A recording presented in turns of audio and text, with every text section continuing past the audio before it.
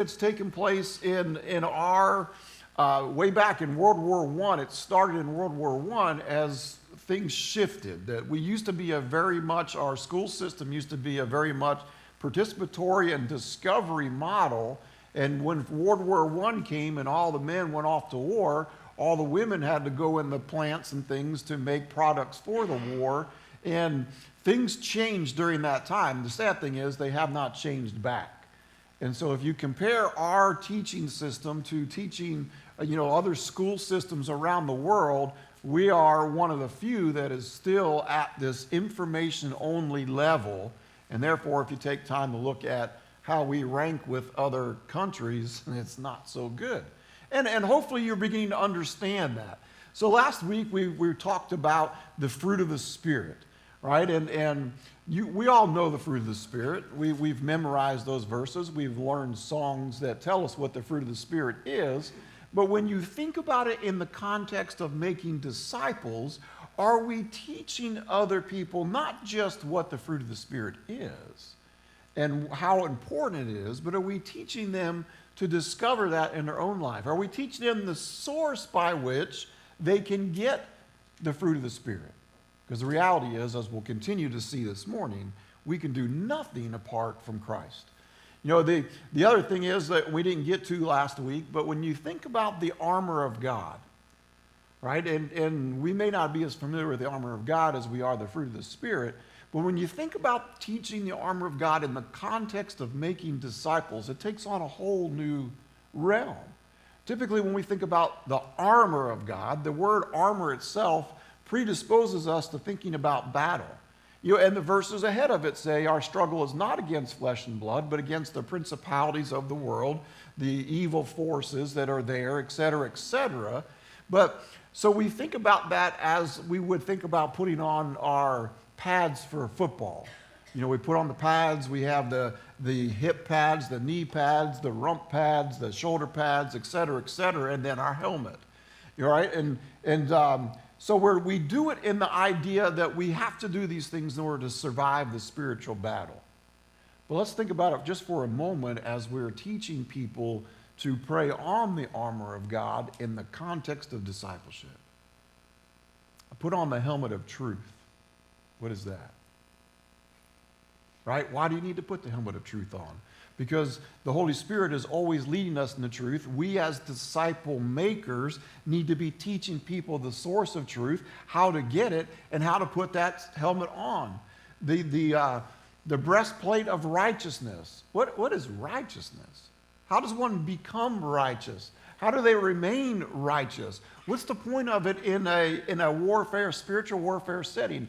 And on and on and on. So as we are thinking through this process of teaching people to obey everything Jesus commanded, hopefully by now you're beginning to see a shift that needs to take place, right? That we can't stay at information level all the time. There's a time and a place for that. We were talking about that on Wednesday night as we began to look at some of the basic biblical truths, and love for y'all to come back, the basic biblical truths of what it looks like for a brand new believer and what we need to do. It's more of an information giving at this stage, as well as helping them discover the evidence of it in their lives. So all that to say, as we come back to, what it looks like to become a disciple-making church, as we started a couple weeks ago, that it all starts with the heart. It's a heart issue. And so last week, some of our discussions in our classes were, what is our level of commitment as a disciple? And so we want to begin there today, that as we really think through, what is our commitment to discipleship? Well, it's hard to have a commitment to discipleship if you're not really confident of what it is, right? Well, yeah, I'm committed to discipleship. Well, what's that? I don't know. Right? And part of that is because we haven't really been discipled ourselves to know what exactly it is. No, somebody hasn't walked alongside of us to help teach us to obey everything that Jesus commanded. And so we're kind of just out there. Well, I have this desire for discipleship, but I'm not sure if that's actually happened or not, or to what degree. And therefore, I don't have any confidence in trying to disciple somebody else. And so and again, the principle here is you can only take somebody as far as that you have gone.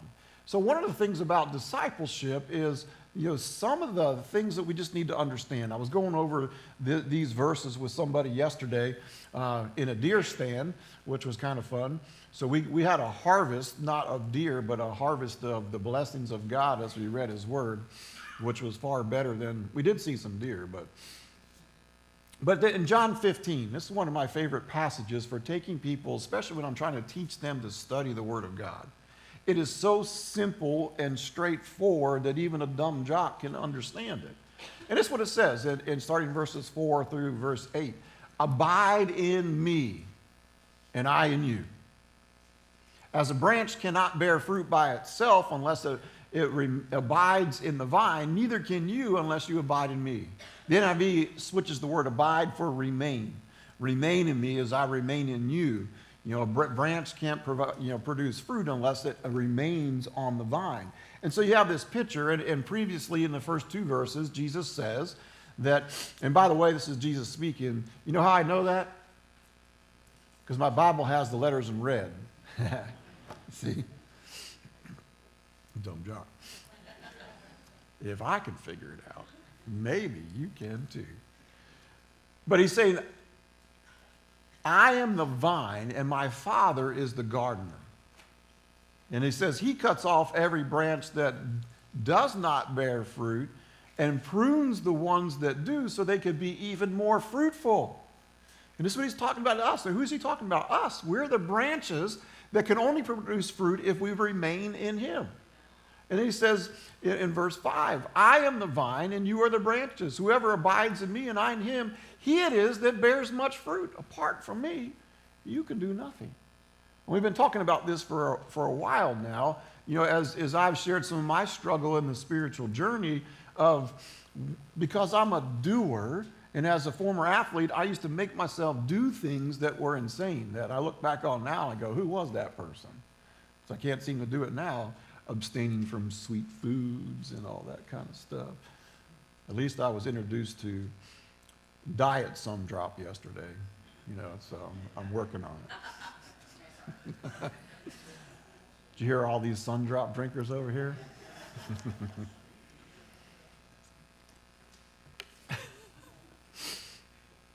But the reality is, unless we stay plugged into the vine, we stay plugged into Jesus Christ and his teaching, we can do nothing that glorifies God.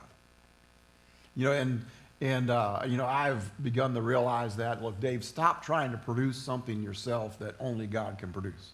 And it's taken me a long time to get there. And that's why I like to share my failures in different things so I can help others speed up their relationship with God, and recognizing that, look, and you evaluate for yourself that when you're plugged in, when you're remaining in Christ, then good things begin to happen. As he hones away the things in us and he cuts off some of the branches that aren't producing spiritual fruit, but then he begins to allow us to see fruit developing in us that is of God himself. Continuing on, he says, if anyone does not abide in me, he is thrown away like a branch and withers, and the branches are gathered and thrown into the fire and burned.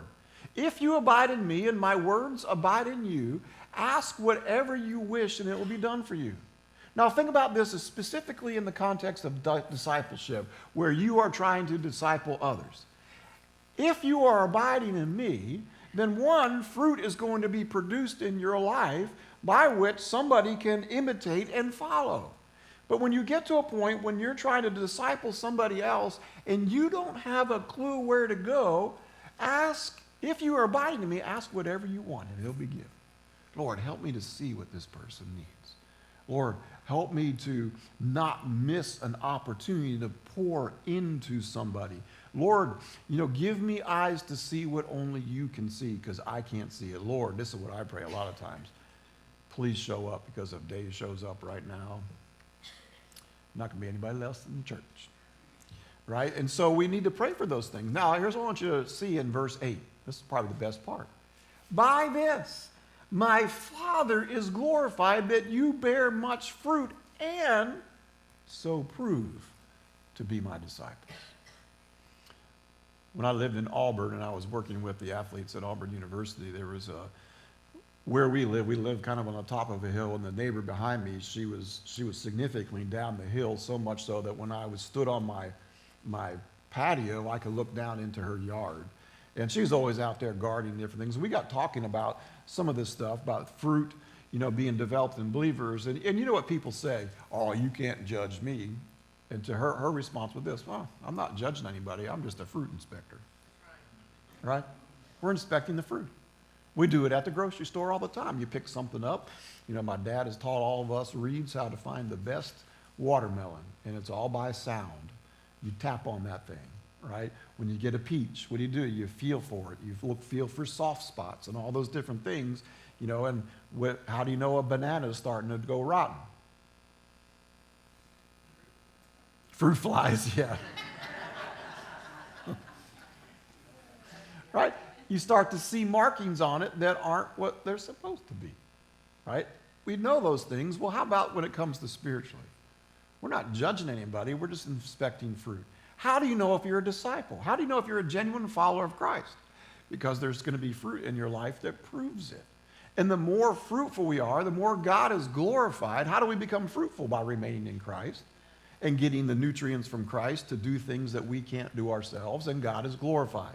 And I love that phrase, that we prove to be Christ's disciples. Skipping forward here.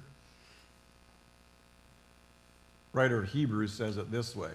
We think that the writer of Hebrews, as best we can tell, is the Apostle Paul, but we're not 100% certain.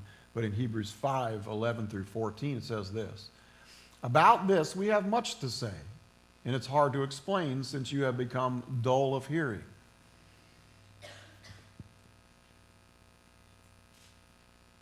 Was that a long enough pause for you to get that? Huh? Right, so what Paul is talking about, he's talking about this, again, in the context of making disciples, in the context of spiritual growth. He's having to write back to a church and to kind of give them some encouragement. And so as I read this, I don't want you to hear this in a negative terms. That I don't want you to feel guilty about this when you read it, but I want you to look at this as a measuring tool to discover where we are so that we can move forward from there.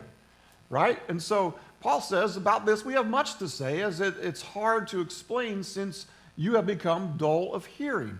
For by this time you ought to be teachers. You need someone to teach you again the basic principles of the oracles of God.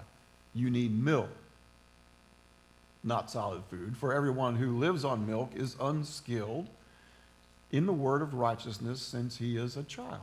But solid food is for the mature, for those who have their powers of discernment trained by consistent practice to distinguish good from evil.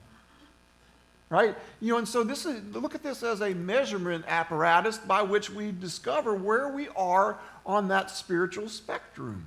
And both individually and collectively on the church. Right? And so we're all over the place. I think we would agree.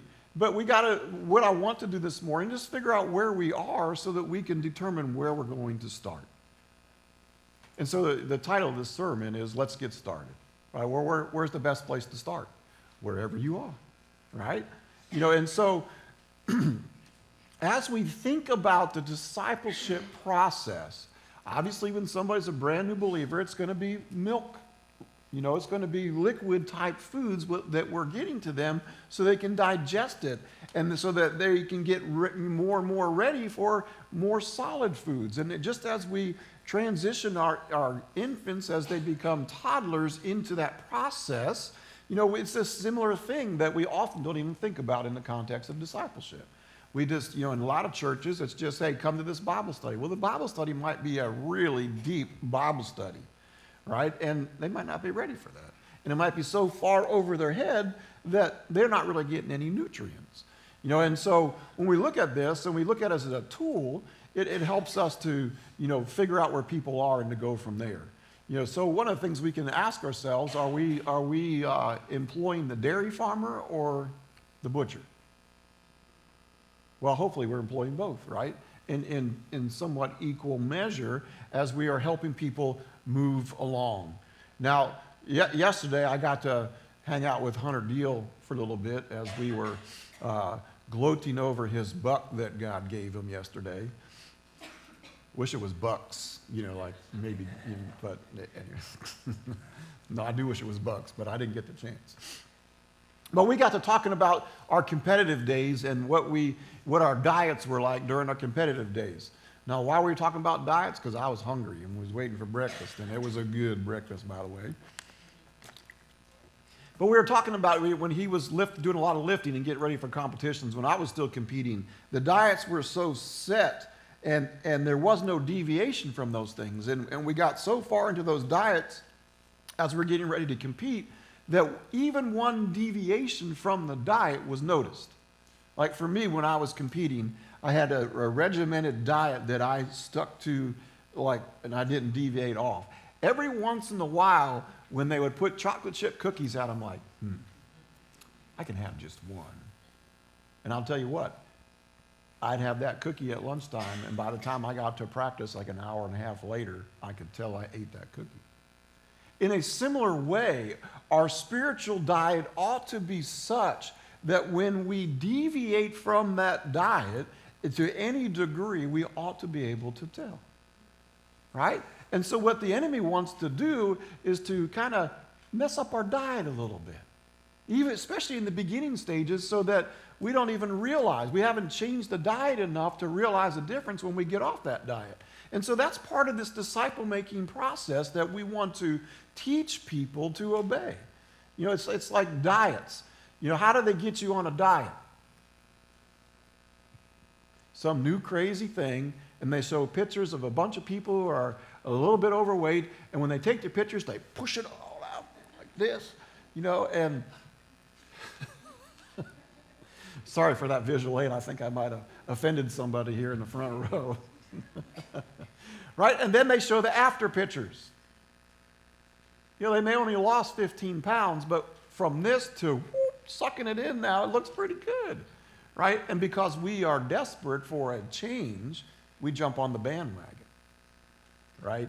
I know some people who have had the stomach stuff where they shrink their stomachs, but they don't change their habits. And it doesn't really work.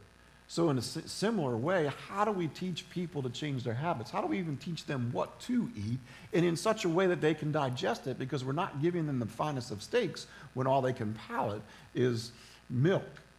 So as we consider those things, and as we even look into the future, what does that maturity spectrum look like from, some people would say it this way, from the cradle to the grave, from when we first accept Christ till God takes us home? What does that look like, and can we even identify where somebody is on that scale, and how are we helping them move closer and closer to Christ?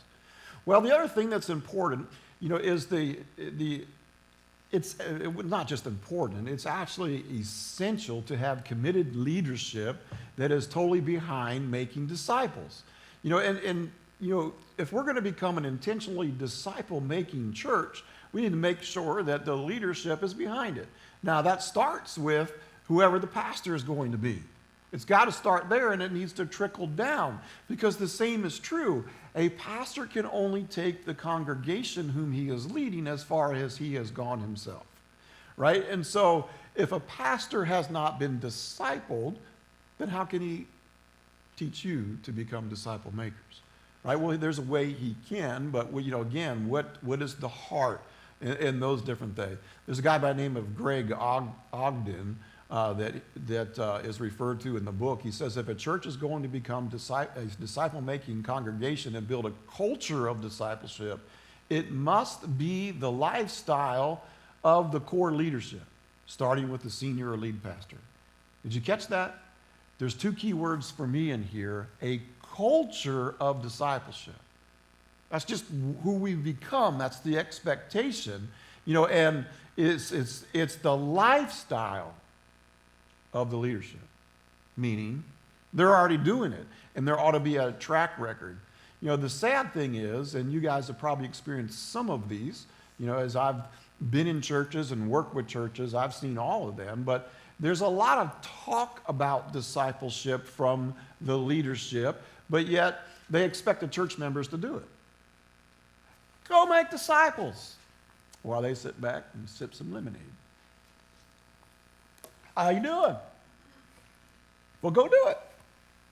Right now I'm exaggerating, but we can preach it and tell people to do it, but the preacher isn't doing it. A lot of pastors will emphasize the importance of small groups, yet they don't attend one. Now, when I say small groups, it's any meeting like what we do here in the next hour, with our Sunday school classes, small groups that meet throughout the week. So they're all about small groups, but they don't go. They encourage life-on-life mentorship, as we're talking one-on-one mentorship, but they have nobody who's mentoring them, nor are they pursuing anybody who's mentoring them. Most pastors, or not most, a lot of pastors walk the journey alone, yet they expect the church members to do something different, to walk in community.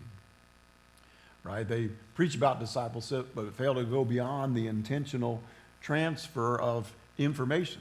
Right? We're talking before, it's just information. We give you this information. We don't give you any way to apply it, or think through that. And then the hearts are simply not about the task of discipleship, regardless of what they may say. Now, these things come right out of Chuck Lawless's books here. And I would agree with those things. I've seen it with guys that I've been in seminary with. I've seen it with other pastors I've served with. There's all this talk, but it's not being lived out. And so there may be reasons for that. It may be that they've never been discipled. They don't know how to take it from where it is to implementing a culture of discipleship. And so when you guys are moving forward as you begin, and we'll get there soon, as Mickey was saying, when you probably heard him say we're only in stage 3 of 5, I hope you didn't go, the stage that they're in right now, if we didn't do the first 2 stages properly, then this one would be a disaster. And this group has, as he said, they have been working their tails off. And this is one of those things that there is a lot of technical jargon that has to be thought through and has to be scripture-fed and spirit-led. It can't be based upon our previous experiences. We have to go back to the Bible, and they have done that, and they have done it well. And as they wrap this stuff up, we still need to talk about, okay, what is potential leadership look like in the church? What do we have now? What positions may we need later? What's our leadership pipeline? How are we developing leaders to become the next church leaders? And so as we look at all of that, we need to really be thinking through a process of what that looks like. When you compare those pastors who are doing it by lifestyle, that are totally in and committed to raising up disciples of Christ, you will see a marked difference in them. And really, it shows up with this humbleness that is evident. I don't know how many pastors I've been around, and they want to say, well, in all the churches we've been at, we've done this and we've done that, and I just go, oh my goodness. And these are some pastors of multi-thousand member churches. And I'm going, oh my goodness, you're missing the whole point. What are we making? What are we producing? And so it needs to start with a man who is humble. A man who's not looking to take center stage, but he is passing on because he's equipping the saints for the work of ministry, and he's passing the baton on to others to do the work of ministry. So it is a disciple-making process where we are multiplying disciples. So they raise up, equip, and empower others to do the work of ministry. When you look at some of the pastors that you had, I'm not saying this to make them look bad. I'm just saying this to expose that a lot of pastors haven't really been trained in how to make disciples. Are they raising up leaders? Are they equipping them with everything that they need for success? And are they empowering them to do the work of ministry? Now, I can go on and on about that. I won't do it. But if it's a man who it's about him, that's going to look different than a man who it's about him, right? Who is humble and saying, I just am thankful that I have the honor and privilege to be working with God as he pours into all of us. So Jim Putnam says it this way: a leader's job is to guide and equip the saints so that the entire church becomes a mature community in which disciples flourish. Now, in your questions, in your discussions in the next hour, a lot of it's going to be based upon this quote, that the entire church becomes a mature community where disciples flourish. It involves releasing the ministry and gifts of all believers, even the young ones. It's about creating a place where everybody learns to be a minister by growing, serving, and making disciples themselves. I think that's a great, when we look at where we want to go. But there's challenges that we'll face along the way. One of them is this, and you can mark this down and take it to the bank. If we begin this process of making disciples, there will be spiritual warfare. There's going to be conflicts that are stirred up because of spiritual warfare, because the enemy knows how much this becomes contagious. The enemy knows that this works and is going to do everything he can to distract us from going down that path. And so we ought to count it all joy, as Paul says, when these struggles come, because we're doing what we're supposed to do. And not be caught off guard by the enemy attacking us, but count it all joy that he recognizes we're doing something that he needs to try to get involved in to stop. Well, one thing that you'll see as you get more and more of a heart for discipleship, there are all kinds of books out there on discipleship. But let me suggest two main differences between the majority of those books and some that I think got it right. Most of those books are here on the information-only level. A few of those books are how to make disciples. It's the application of the things so that we can make disciples who immediately themselves can take what you taught them and pour it into somebody else. So there's some shifts that I think that we'll have to wrestle through as we move forward, and it's, well, we've always been on this, informational level. Okay, that's fine, right? But the challenge is, if we haven't experienced this, how can we make that shift? Well, first we got to recognize that we're there, and we look at, okay, well, what has that produced? Well, the reality is, when you get that information in people's heads, that's a great place to start from and to build. Now we just got to partner with them and show them the how-tos on that so that they can then become disciple makers. So some of the shift is, from informing people what they should do to equipping them in how to do it. We need to go from a program-based discipleship to purposeful hands-on training.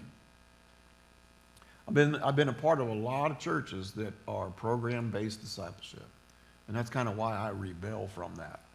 Now, that has a little bit to do with my sin nature, but I recognize that information only does not transform.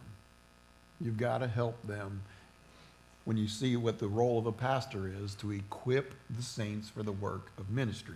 You can't tell them what to do. You have to show them what to do as you walk with them.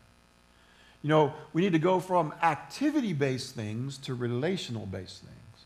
And you've kind of heard me, certainly on Wednesday nights, say this, that activities are great if they're producing something, right? Activities like a car show for all the men in the community are great if the intentionality is to build relationships with those men that are unchurched, so that now we have connections on different levels so that we can move them through the power of God closer and closer to Him. From accumulating members to deploying members. See, church growth is not about, you can grow a church. It's easy to grow a church. But the problem is you become a mile wide and an inch deep. And you're not making disciples, you're just gathering people and making them feel good about themselves and patting on the back when they put money in the offering plate. Where we deploy people to become the church. When we deploy people because we have trained them and equipped them, then they want to go do stuff. They want to go out, and they don't even realize they're making disciples, but they want to share this good news that they've received. When you have an encounter with God, a real, genuine encounter with God, and when you are able to, because you have been prepared to dine with the finest spiritual steak that there is, you immediately have a desire not just for more, but for other people to dine in the same way. You don't want to keep that to yourself. You want them to have that. And so we got to go, from accumulating members to deploying of members, from making disciples through programs to making them through relationships. Now, programs are helpful in the training of us who have this knowledge to figure out how to do that, but it's got to be relational based. It also leads to a shift in the questions we ask. Instead of asking stuff like, well, what does a disciple want? Chuck that one out the window. You don't ask your baby what they want. What do they need? You see the difference? A baby doesn't know what it needs. We do most of the time, right? When you think back to when you had your first kid, you're like, what? Hey, Mom. Or another lady in the church or something that, you are able to ask things. But then after the first baby, you have a little bit more base to go on. After the second baby, in our case, after 5 babies, you think we know what we were doing.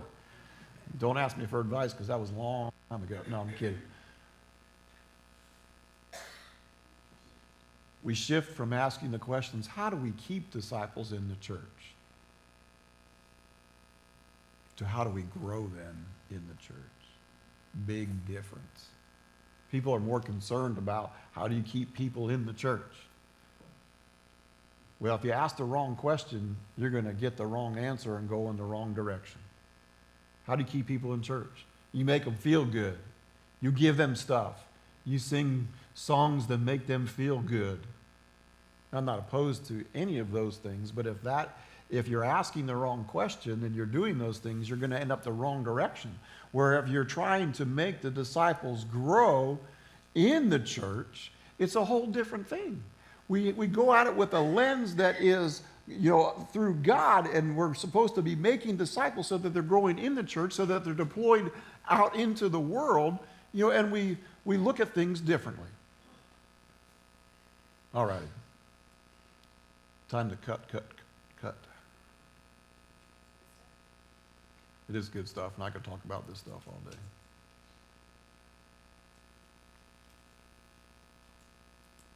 day. So as we begin to encounter what some of these shifts look like, and we can identify them, and again, we're just trying to identify where we are so that we have a launching point to start from. And so, what I want to encourage you to do is to be able to begin first and just try to evaluate where you are so we know where to start from. And the other and most important thing that I don't want to skip this. How do you start the process of going from where we are to where we need to be?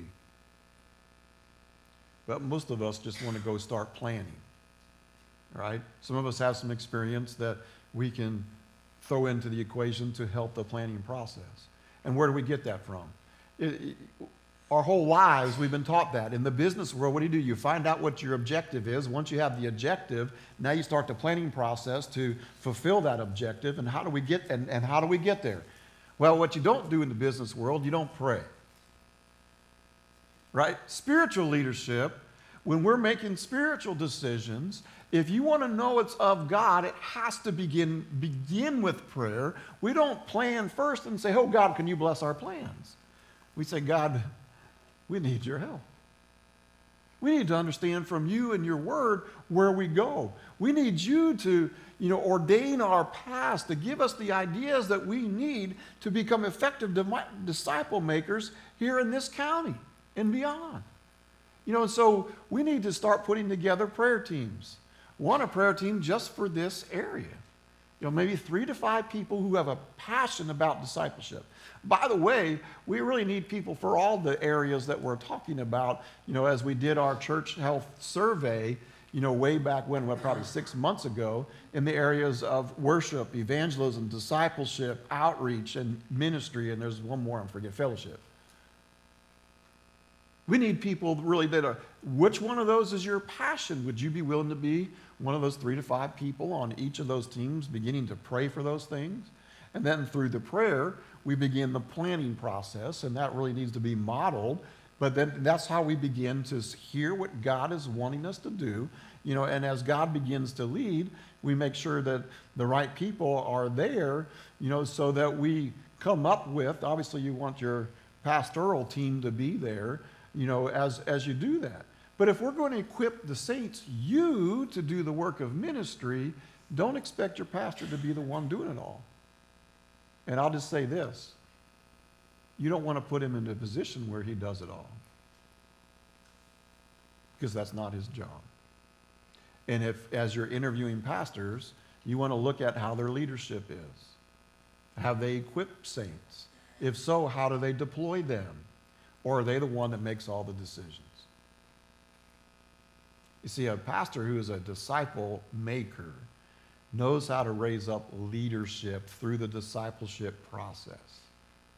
He knows how to equip people and to then turn them loose. His job then becomes from the equipping.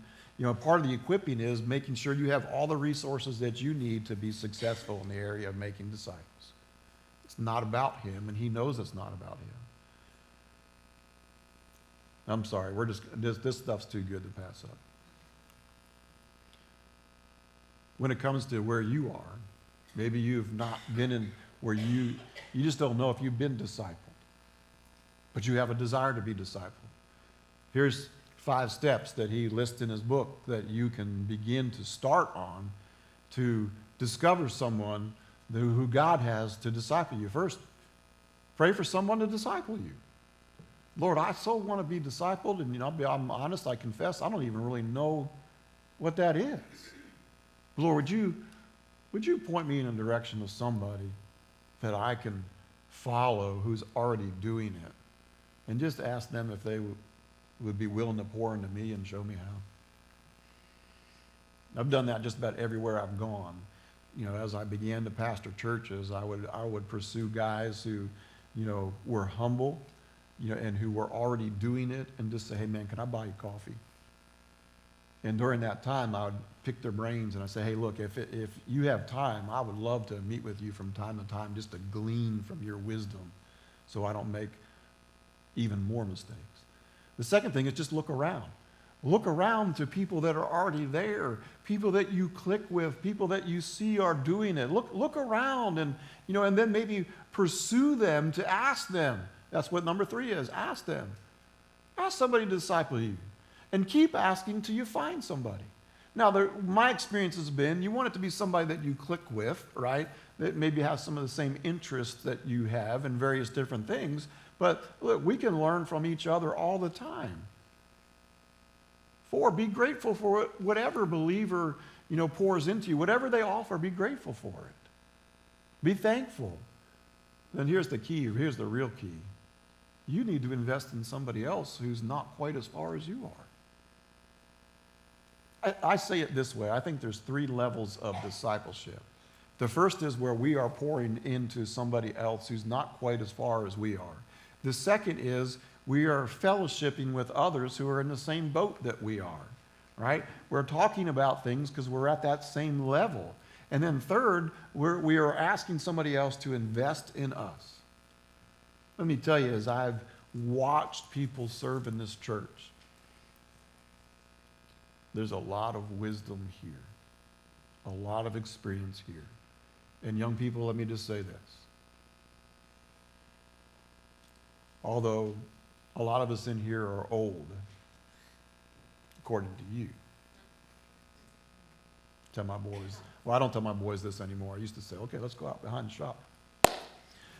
That's not a wise decision anymore.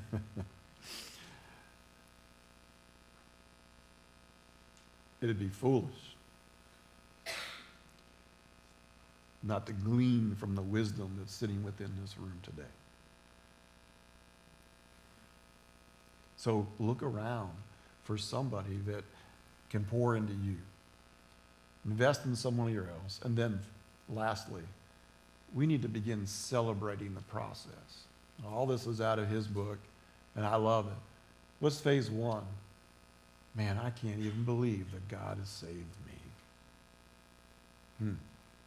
There's humility. It starts there. You know, we go through this process where we recognize it's cool to be able to teach others, you know, about God and his word, about what God has done in our lives. You want to see a believer becoming proud of who they've become as they see this transformation in their life, as we were talking about on Wednesday night. As they see this transformation in their life, they're like, man, I am so grateful for who I've become. Because we remember where we came from, and now we see where we are. And the best part about the spiritual journey is it's going to continue until Jesus takes us home. And once we start serving, we get this, wow, ministry's tough. It is if you do it on your own strength. It will eat you for lunch and spit you out. And so when you look for spiritual leadership, you want to look for people that have learned that lesson, and in their training of other people, they teach people when they are doing it under their own strength and when they're doing it under God's strength, right? And then finally, we come back to more than ever before, I can't believe God has saved me, right? We need to begin to celebrate those processes in our lives and one another's lives as people go through those. And so I encourage you to go on to one of our classes and to continue this dialogue, you know, so that, you know, one, that we continue to come closer and closer to Christ, but as we begin this process of going from where we are today to just start marching forward into the future where God wants us to be, that we're unified on that. And that as we wrestle with shifting from information-based to information and application-based. If you look at Jesus' teaching, he was 50% information and 50% application. The best teachers of our days, the best of the best, were 60 information, 40 application. So all we're looking for is to make the shift and begin that process of combining application with information so we can teach one another to obey all the commandments that Jesus has given. Just to love the Lord your God with all your heart, soul, mind, and strength, and love your neighbor as yourself. I'm going to close in prayer, and we're going to close with our song of invitation. But my challenge to you today, and it will continue in these questions that you'll get to answer in the next hour, is what is God asking you to do personally? Because it's got to start there. And what is God calling us to do as a church as we move forward? If God has already stirred your heart, you know, and kind of put on your heart that you need to do something, then confess that to him right now and make a commitment right now where you stand. Hopefully he's stirred something inside of you that you want to be mentored by somebody else, and begin the process of just begging God to show you who that person is. Because I guarantee this, it'll be just as much a blessing for the person who gets to pour into you as it will be for you. Let me pray.